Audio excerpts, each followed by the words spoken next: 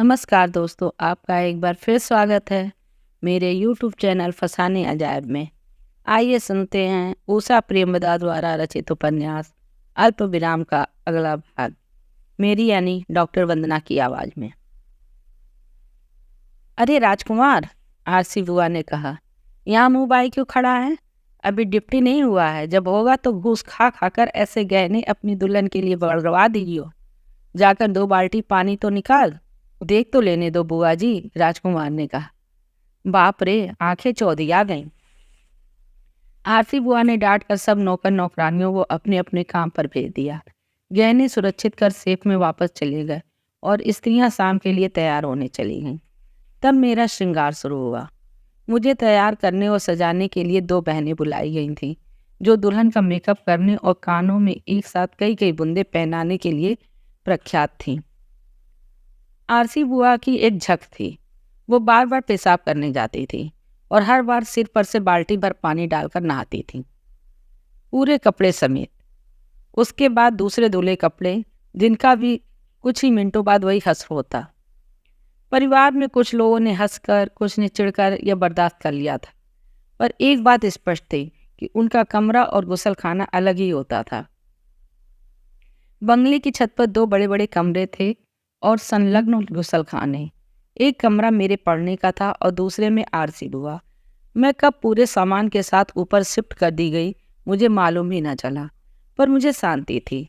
नीचे के रिश्तेदार और फालतू की कचर पचर से छुटकारा मिला। आरसी बुआ और उनके बार बार नहाने की झक ने मुझसे कोई मतलब नहीं था। समस्या केवल एक थी, ऊपर पानी कम आता था। हर समय 2 बाल्टी पानी उपलब्ध रहे, इसलिए एक विशेष व्यक्ति की जरूरत थी। नीचे कुएं से पानी खींचना, फिर बाल्टी ऊपर तक ले जाना, वह भी बार बार, आसान काम नहीं था। न जाने कैसे राजकुमार उस चंगुल में आ गया। शायद गलत समय में गलत जगह का शिकार। वो पूछने आया था कि ब्याह में उसके लायक कोई काम हो तो बताया जाए। मम्मी ने कह दिया कुछ काम नहीं बचा है, तुम जाकर पढ़ाई करो। वह जाने को मुड़ा कि आरसी बुआ ने कहा, कौन जात हो? बुआ, मैंने कहा आजकल ऐसे प्रश्न नहीं किए जाते। तुम चुप रहो बन्नो, बुआ ने मुझे घूर कर देखा। कहा, राजकुमार ने धीरे से कहा, पानी भर सकते हो? हाँ, राजकुमार ने कहा। जाने भी दे, मम्मी बोली, इसे कहाँ लगा रही हैं? कोई दूसरा अभी मिल जाएगा। नहीं मैडम, राजकुमार ने विनम्रता से कहा, पानी ही तो भरना है। बेचारे को क्या मालूम था कि कम से कम 50-60 बाल्टियां कुएं से ऊपर की मंजिल तक ले जानी पड़ेंगी। वह सारे दिन पानी भरने ऊपर ले जाने में व्यस्त रहता। तुम कॉलेज नहीं गए? दोनों हाथों में एक बाल्टी लिए हुए जब वो सीढ़ियां ऊपर आया तो खट की आवाज से दोनों नीचे रखकर कंधे पर पड़े अंगूछे से मुंह पोंछने लगा। मेरी बात के उत्तर पर मुस्कुरा दिया। 2-3 दिन की छुट्टी कर दी है। जाओ, यहाँ कोई और रख लेंगे। आरसी बुआ की एक और विशेषता थी, मौके बेमौके प्रकट हो जाना। हम दोनों को तीव्र दृष्टि से देखते हुए बोली, ए लड़के, तुम्हें बन्नों से बतियाने के लिए पैसे नहीं मिले हैं? चलो गंगाल भरो और 2 बाल्टी और लाओ। बुआ, यह हमारा नौकर नहीं है। डैडी ने इसे कॉलेज जाने के लिए जगह दी है, आगे चलकर डिप्टी कलेक्टर बनेगा। बुआ ने कहा, डिप्टी बनना आसान होता तो गांव गुरबे भंगी चमार सभी डिप्टी न बन जाते। बुआ, ऐसा मत कहिए, अब ये शब्द नहीं कहे जाते। बस तुम तो अपनी जबान बंदी रखो बन्नो, इतनी बकर बकर सही नहीं है। नाम बदल देने से कुल नहीं बदल जाता। बुआ से कुछ कहना, बदलते समय की नई संज्ञाओं को समझाना मुश्किल नहीं, असंभव था। मैं राजकुमार पर सहानुभूतिपूर्ण दृष्टि डालकर चुप हो गई और अपनी खाट पर पड़ी पड़ी कुएं की आवाज़ सुनती रही। कुआं इतना बड़ा था कि 6 पनिहार ने साथ साथ पानी भरे और शायद किसी समय भरती भी रही होंगी। अब रस्सी गिर्री पर चढ़ी, कब बाल्टी छप से पानी में गिरी, फिर कई बार उसकी डुब डुब और फिर उसका पानी छलकते हुए धीरे धीरे ऊपर आना, फिर वह कुएं की जगत से टकराती और पानी दूसरी बाल्टी में उड़ेल दिया जाता। सारे दिन यह प्रक्रिया बार बार होती और मैं लेटी लेटी सुनती रहती। मुझे हल्दी चढ़ चुकी थी, कंगन बंध गया था। अब केवल अगले दिन आने वाली बारात की प्रतीक्षा थी। आरसी बुआ को शायद इसी खपत के चलते वापस मैके भेज दिया गया था। वह अब भी कांच की हरी चूड़ियां शौक से पहनती, सफ़ेद धोतियों को कच्चे गुलाबी या अन्य इंद्रधनुषी रंगों में रंगवाती और पूरी बाल्टी अपने सिर पर उड़ेल लेती। पूरे परिवार ने इन्हें और उनकी इज्जत या खब्त को स्वीकार कर लिया था। बुआ मेरी दादी की बड़ी ही कृपा पात्र थी। उनका सारा उठाना धरना वो बड़े चाव से करती थी। राजकुमार पढ़ने आया है और उनके मणि दादा का कृपा पात्र है, इस बात से आरसी बुआ को जैसे मिर्चें लग गई थी। राजकुमार किसी की सिफारिश लेकर गांव से आया था। हमारे बड़े से अहाते में उसे डैडी ने एक कोठरी खाली करवा कर दे दी थी। वह मेधावी है और एक दिन कलेक्टर बनेगा, डैडी ने कहा था। जब खाना तैयार हो जाता तो उसको पुकार होती। वह अपनी थाली, कटोरी और गिलास को हाथ में लिए आ जाता और रसोइया उसे खाना दे देता। थाली लेकर वह पलट पड़ता और अपनी कोठरी में चला जाता।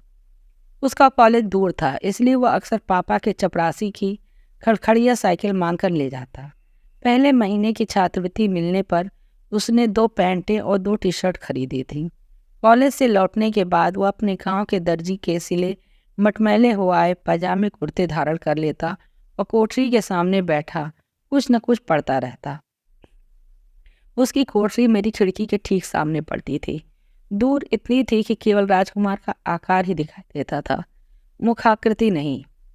स्कूल से लौटने पर अपने कमरे के अंदर जाते हुए कभी कभार सामने पड़ जाता तो बड़े ही विनीत स्वर में पूछ लेता, आज इंग्लिश में क्या पढ़ा? Charles of the light brigade. तब मैं 10वीं में थी और वह कॉलेज में। गांव के स्कूल में पढ़ने के कारण उसकी अंग्रेजी बहुत कमज़ोर थी और उसे इसका पूरा पूरा एहसास था। मास्टर साहब मुझे गणित और अंग्रेजी पढ़ाने आते थे। शायद पापा से अनुमति लेकर वह भी अब अपनी अंग्रेजी की किताबें लेकर आने लगा। मास्टर साहब कुर्सी पर बैठते थे। मेरे लिए भी कुर्सी थी, पर राजकुमार अपनी किताबों के साथ एक मूड़ा लाता और मुझसे दूर दरवाजे की चौखट से कर बैठता था। वह पढ़ाई में एकदम डूब जाता था। अपने को सरकारी ओहदे की काबिल बनाने की उसकी लगन अटूट थी।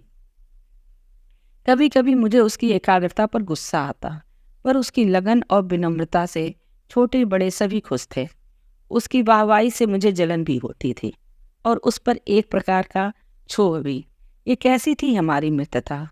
गवई गांव का राजू अब राजकुमार वर्मा, डैडी की अनुमति से। वर्मा कोई नाम के आगे लगा सकता है, डैडी ने कहा था, जैसे सिंह।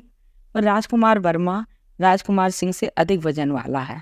पर वह अपना स्थान कभी नहीं भूला। बाप पट्टेदारी पर फसल उगाता था। माँ टोकरी में कद्दू, बैगन, मटर और सहजन की फली लेकर बाजार जाती थी। गांव के स्कूल से 12वीं पास करने के बाद राजकुमार को लेकर उसकी माँ डैडी को ढूंढती हुए आई थी। न जाने कहाँ से उसने उनका पता उपलब्ध कर लिया था। डैडी कभी पैतृक गांव में नहीं रहे थे, पर राजकुमार में उन्हें एक ऐसी ज्वलंत चिंगारी दिखी, वो उसे रखने और खाने पीना घर से देने को तैयार हो गया। राजकुमार से मेरा संबंध इतना ही था कि मास्टर साहब की ट्यूशन में उसकी साझेदारी थी। वह मुझे मितभाषी और महत्वाकांक्षी लगता था और मुझे यह सोचकर आश्चर्य होता था कि उसमें कुछ बड़ा बनने की लगन आई कहाँ से। धीरे धीरे उसकी अंग्रेजी और उच्चारण सुधर रहा था। मास्टर साहब ने डैडी को रिपोर्ट देते हुए कहा था, बेबी रानी का मन पढ़ाई लिखाई में नहीं है, मगर राजकुमार में गजब की लगन है और रेजर की धार जैसी बुद्धि। डैडी प्रसन्न हुए थे। अभी कंपटीशन में बैठने में कई साल बाकी थे, पर भाई श्रीमैत तभी आईएएस में आ गए थे। उससे डैडी का नाम तो उज्जवल हुआ, पर राजकुमार जब अफसर बनकर गांव लौटेगा तब नज़ारा कल्पनातीत था। और अब मेरे ब्याह के दौरान उसे पानी भरने का काम दिया गया था। उसने एक बार भी शिकायत नहीं की थी, न बहाना बनाया था। बारात के आने पर जनवासे में भाई ने राजकुमार की ड्यूटी लगा दी और आरसी हुआ उच्च स्वर में राजू राजू बुहारती रही। पानी समाप्त हो गया था। वह कच्चे गुलाबी रंग में रंगी धोती पहने बैठी थी। बारात आ गई है। इस व्यस्तता में भी राजू 2 बाल्टी पानी लेकर आ गया। तुम कैसे? समय निकाल कर आया। सोचा पता नहीं बुआ जी को पानी मिला या नहीं। तभी बुआ जी की पुकार सुन पड़ी, अरे ओ राजू, आज के दिन बन्नों से बतियाना सही नहीं है, 2 बाल्टी पानी और ला। राजू ने आज सफारी सूट पहना था। मम्मी ने कर्मचारियों के लिए ऐसे दर्जनों सूट बनवाए थे, उसमें से एक राजू के लिए भी सिलवा दिया था। आरसी बुआ जब लोटे भर लोटे अपने ऊपर उड़ेल रही थी, तब वह लुक छिपकर ऊपर आ गया था। क्या मैं डिप्टी बन पाऊंगा? उसने कुछ उदासी से कहा। कि जीवन भर पानी ही खींचता रहूँगा। मैं चुप रही। उस समय कुछ कहने की स्थिति में नहीं थी। ब्यूटी पार्लर की वे 2 कन्याएं मेरा मेकअप करने, साड़ी पहनाने के लिए आ गई थीं। बारात आ गई के शोर के साथ पुलिस बैंड और आतिशबाजी। दिल कितना धड़क रहा था। भय से शरीर कंपित कि आगे क्या होगा। मैंने भाभी का हाथ पकड़ लिया। मुझे घबराहट हो रही थी। मेरी आंखों के आगे अंधेरा और मैं मूर्छित। अरे अरे, कुछ खाने को दो, व्रत है बेचारी फूल सी कली। जो भी मुझे खिलाया पिलाया गया मैंने चुपचाप खा लिया। संबंधियों पर दृष्टि डाली। सभी भारी बनारसी साड़ियों में अपने संपूर्ण गहनों से लथपथ। भाभी, अब क्या होगा? एक आर्त स्वर मैंने कहा। वही जो सबके साथ होता है। शायद मैंने गलत जगह गलत सवाल कर दिया था, पर यह भाभी जिन्होंने मुझे अक्षरशः लिया था, वही जो हर औरत के साथ होता है। कष्ट होगा, सह लेना। वह रुकी नहीं। होगा क्या? पहले ब्याह, फिर बच्चा। तुम तो लकी हो, दूल्हा राजा 3 साल के लिए विदेश, तुम्हें पूरी छुट्टी। न पति का अपने ऊपर थोपना, गर्भ या बच्चे, न बच्चा जनने की तकलीफ, न उसे पालने की। यहाँ क्या, जैसे ही संभलो पति फिर सवार। बस बस, किसी ने कहा। तुम भी क्या चरखा लेके बैठ गई? हमारी बच्ची वैसे ही घबरा रही है। चलो मुझे चुप कर दो। कल परसों जो होगा उससे तो बन्नू बचने वाली नहीं। मेरा गला सूख रहा था। सहेलियों ने ठिठोली में रास रंग के बड़े रंगीन चित्र खींचे थे, पर यहाँ कितनी कड़वाहट थी। घबराने की बात नहीं है बिट्टू, एकदम समर्पित मत हो जाना। थोड़ा नखड़ा, थोड़ी मनुहार तो बनती ही है। पर बाद में मेरा गला सूख था। सभी ठहाका मारकर हंसने लगी। क्या तुम सचमुच इतनी नादान हो बीबी जी? कुछ देर रुक कर या फिर बन रही हो? आजकल की दुल्हनें तो फर्स्ट नाइट ऑफ पोजीशन। हटो, जाने दो। चुप, ये कैसा भद्दा मजाक है? किशोरों में भाभी ने चुप रह जाना ही ठीक समझा। कमरा खाली हो जाने पर बची हुई दोनों भाभियां आपस में खुसुर पुसुर करने लगीं। इधर मेरा श्रृंगार हो रहा था। ब्यूटी पार्लर की दोनों बहनें मुझे सुंदर बनाने में व्यस्त थीं, पर मेरे कान भाभियों के वार्तालाप में ही लगे हुए थे। देखो न जीजी, ये मम्मी की मौसेरी बहन की पुत्रवधू थी। बड़े होते हुए हर समय निषेध। ये मत करो, वह मत करो। छज्जे बारजे पर निकलोगी तो लोग देखेंगे। लड़के मर्द जैसे कुख्यात जानवर हैं, मौका मिलते ही दबोच लेंगे। उधर फेरे पड़े नहीं कि एक अनजान आदमी को पूरी मनमानी करने की झूठ। और तुम सब बर्दाश्त कर लो क्योंकि तुम्हारा ब्याह हो गया है और दूल्हा तो अपना जो करना है करेगा ही। सही कह रही हो। इन भाभी को सास ससुर के बधिरपन के कारण थोड़ा ऊंचा बोलने की आदत पड़ गई थी। हमें तो यह समझने में 2-3 महीने हो गए कि हो क्या रहा है। बस तुरंत बच्चा हो गया और उसके बाद तो झुर्राया हुआ शरीर जैसे जाग गया। क्या हो रहा है? अपने सूखे पड़पड़ाए होठों को तर करते हुए मैंने पूछा। सब अपने आप समझ में आ जाएगा। कल परसों में होगा क्या, वही जो हर औरत के साथ होता आया है। क्या? वो दोनों हंस पड़ी, साथ साथ एक विवाहित ब्यूटिशियन भी। बच्ची घबरा रही है, आप दोनों बाहर जाएं, वो बोली। भाभियां अनिच्छा से उठी और चली गईं। ब्यूटिशियन चुपचाप मुझे सजाती रही। ब्याह की रात सबके भीड़ भड़के में कटी। सुबह तक भाभी, बुआ, चाची सब अपने अपने कमरे में चली गईं। मैं वैसे ही चारपाई पर झपक गई। आरसी बुआ अपने कमरे में चली गई। पानी से भरी बाल्टी को ऊपर आते आते तक आवाज़ बदल जाती है। जब वह कुएं की जगह से टकराई तब मेरी आँख खुली। भोर हो गई। फिर मैंने करवट ली और सो गई। एक हल्के से स्पर्श से मेरी आँख खट से खुल गई। राजकुमार मुझ पर झुका हुआ था। तुम्हारा ब्याह हो गया? उसने कोमल स्वर में कहा। बहुत सुंदर लग रही हो। कि उसने मेरी कलाई के आभूषण छुए। ये कंगन है ना, कितना चमकदार है। और ये किंगनी सोने की ना। मैं स्तब्ध। उसकी आंखों में क्या था? एक उल्लास, एक चाव, सिर्फ मेरे स्वर्ण आभूषणों को छूने की लालसा। जब मैं कलेक्टर बनूंगा तो अपनी दुल्हन को यही सब दूंगा, कंकड़ किंकड़ी। और तभी अपने कमरे से एकाएक आरसी बुआ प्रकट हो गई। उधर बारात के बाद भोज की तैयारी हो रही थी। कड़ी चावल, बड़े फरे और दूसरी ओर राजकुमार की पिटाई हो रही थी। उसकी हाय और चीखें मेरे सीने में हजारों घाव कर रही थी। वो सिर्फ मेरे गहने देख रहा था। मैंने मम्मी से कहा, चपरासियों को कहें यह मार पिटाई बंद करे। मम्मी ने मुझे देखा और बैठी रही। मैंने पीछे का दरवाज़ा खोला और वहीं से चिल्लाकर कहा, बंद करो यह सब, मार डालोगे क्या? मम्मी ने मेरा हाथ पकड़कर मुझे पीछे खींच लिया। बाराती आने को है, क्या कर रही हो?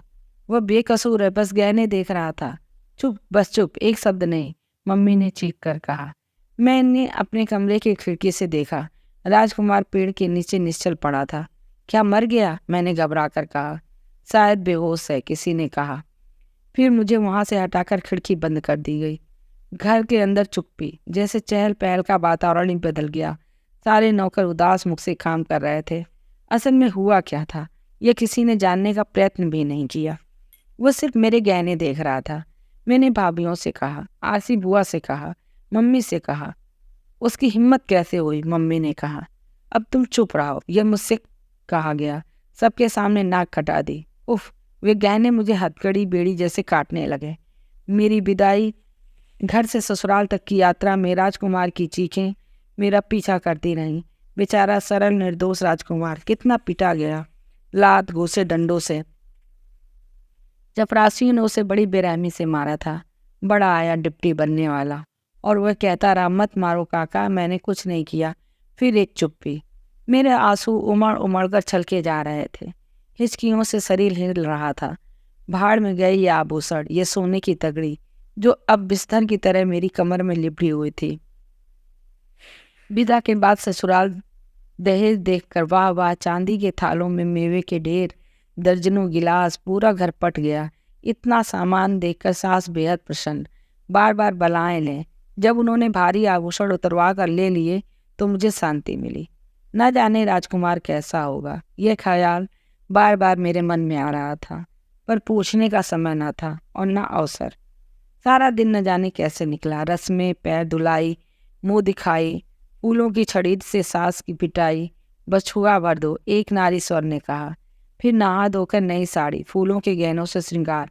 मैं अपने शीशे में देखती हुई एकदम मुरझाई, एकदम बुझी सी। कहाँ है वह चाव, वह उत्कंठा? पूरा शरीर जैसे मृत है, कोई हरकत, कोई जुम्बिश तक नहीं। भाभी आनंदे मुझे कमरे तक लाई। अरे बबुआ कहाँ है? कई बार पुकार हुई। बाद में मुझे लाकर एक कमरे में बिठा दिया, जैसा टीवी या फिल्मों में देखती आई थी कि गुलाब के फूलों और बेलों की कलियों की लड़ियों से सजा पलंग, बीच बीच में घेरदार लहंगे या लाल साड़ी और स्वर्ण आभूषणों से सजी दुल्हन इंतजार कर रही है।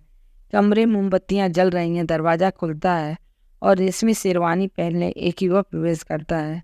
ऐसा माहौल यहाँ नहीं था, और न मैं उस तरह की दुल्हन थी।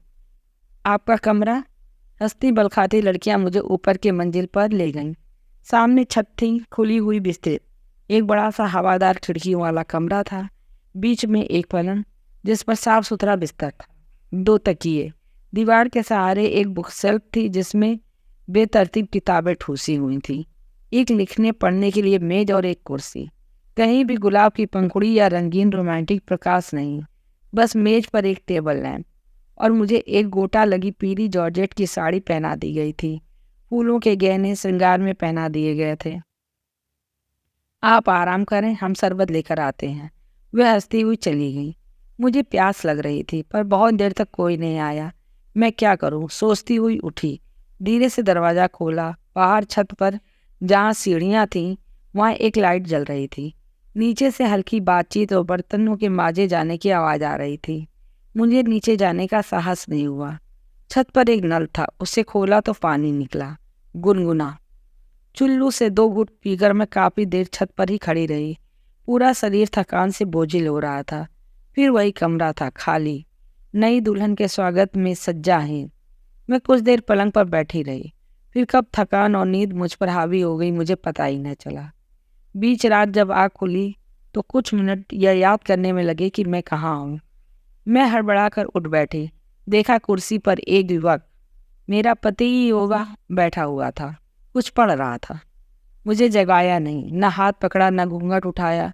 घूंघट तो खैर था भी नहीं, न जोर जबरदस्ती, न चूमा चाटी। मैं हड़बड़ाकर उठकर खड़ी हो गई, साड़ी ठीक की और खड़ी रही। वह शायद मुझे देख रहा होगा। मेरा सिर झुका हुआ था, आंखें नीची। आप सो जाएं, कहकर वह उठा। अब बहुत थक गई। दरवाज़ा खोला और कमरे से बाहर। मैं चुप खड़ी रह गई। नज़र पड़ी तो देखा इस बीच में पानी भरा जग मेज पर रखा था, साथ में 2 गिलास चांदी के, जो मेरे दहेज में आए थे। मैंने पानी पिया, आकर पलंग पर लेट गई। सुबह तक चैन की नींद। नीचे ननद ने कहा, भैया अपनी स्टडी में ही सो गए, अम्मा से खूब डांट पड़ी। मैं चुप। दूसरी रात, वही कमरा, वही पढ़ने की मेज कुर्सी। आज श्रृंगार कुछ अधिक ही था।